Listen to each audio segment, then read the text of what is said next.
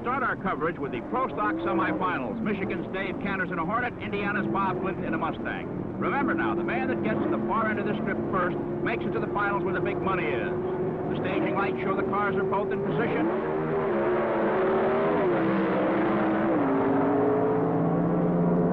And it's the Indiana boy, Bob Clinton, home first. Let's take another look at the finish. Down the strip they go, this 1,320-foot quarter-mile strip. Glidden arrives first in less than 9 seconds at 153.84 miles an hour. That from a standing start. Tire burnouts, an interesting, exciting, and necessary preliminary to all drag racing. It cleans the tires and makes them tacky for better traction. Wayne Gap of Michigan, the fastest qualifier in a four-door Maverick, going against three-time Winternationals champion Bill Grumpy Jenkins of Pennsylvania. The winner meets Glidden in the final. They're staged and ready to go, and everyone is waiting to see if the fastest qualifier Gap will beat the pro Jenkins.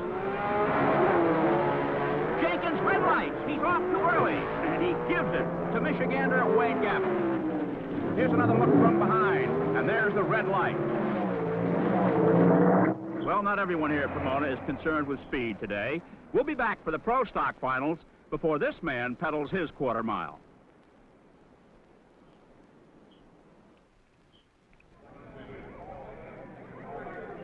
Chrissy Conamacky back at the Winternational Drags in Pomona, California, along with a huge crowd of spectators anxiously awaiting the start of the next event, the Pro Stock final between Wayne Gap and Bob Glidden.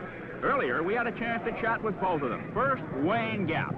Wayne, what is different about Pro Stock dragging than, say, AA or funny cars?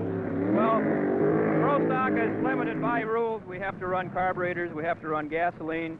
We're limited on displacement. The cars have to weigh so many pounds per cubic inch, so we're pretty well tied down. You might also add that we have to run stock-bodied cars. You have to have sheet metal, doors, windows, and the wheels in the correct place and so forth. What does that mean from a standpoint of being successful? Well, it means that you have to have a scientifically engineered car. The cars are built from the ground up. Even though they look like Detroit factory cars, they're highly experimental cars that cost in the vicinity of $25,000 to build.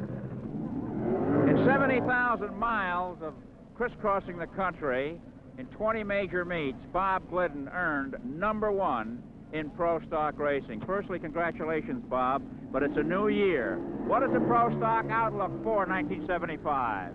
Going to be good? It could be good for us, but it's for sure going to be a lot more competitive. We've got 3 or 4 more racers that are working a little bit harder. It's good. It's just plain, in plain words, it's going to be a lot more competitive this year. And those are the two men who will face one another in the Pro Stock finals coming up.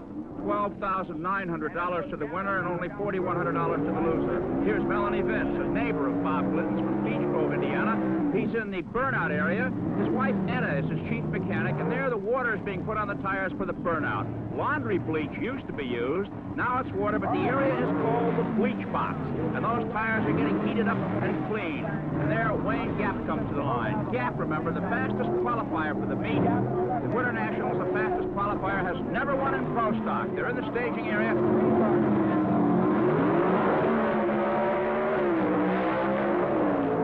Glidden on the inside. Gap in the far lane, and Bob Glidden does it. And there, Melanie is really happy for her Indiana neighbor. Bob Glidden with an 8.79. Gavin Rouse with a quicker 8.78. And an example of how close the competition is, Glidden's speed through the trap, 154.10 miles an hour. He won. He got there first, but it was slower than Gap's at 154.37. And in the elapsed time department, Glidden came home in 8.797 seconds, slower than Gap, 8.781. Why the difference? Bob Glidden got off the line first by a tick of the watch. The Top Fuel Final, a classic drag race, an acceleration contest between two cars, racing from a standing start over a precisely measured straight-line quarter-mile course.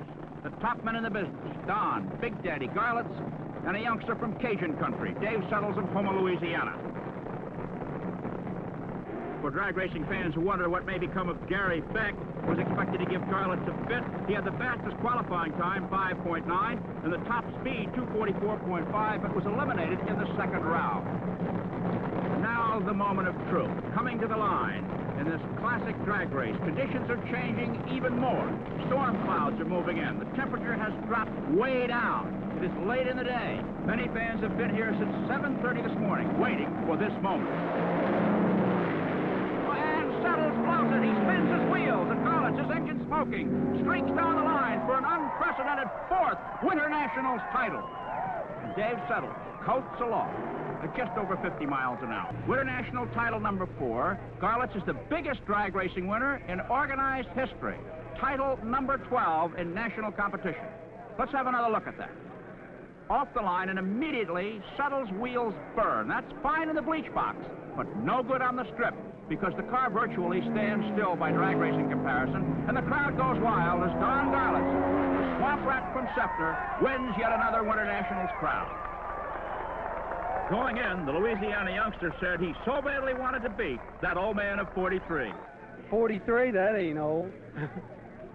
Garlits' winning time, 6.236 seconds. His speed, 223.88 miles an hour.